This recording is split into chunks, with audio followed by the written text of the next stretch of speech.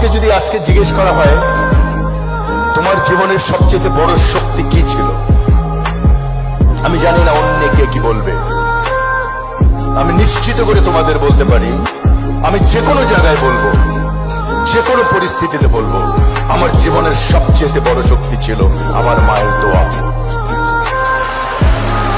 তোমাদের কাছে আজকে এটা ইমোশনাল কথা মনে হতে পারে, কিন্তু জীবনে যখন আমার জায়গায় আসবে অথবা আমাদের জায়গায় আসবে, তখন দেখবে ওটা কি শক্তি।